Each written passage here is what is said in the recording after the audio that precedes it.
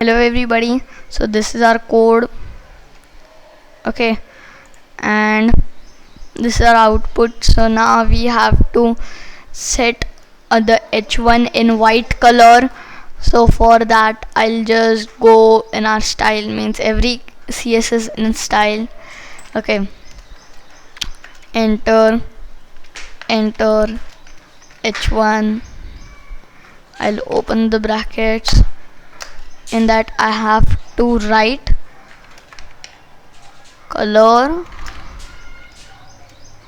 equals to white. Okay, saved, enter. All the h1s come in white because I have said h1. So if I change it to h2, all h2 is in white. Okay, say h3 is in white.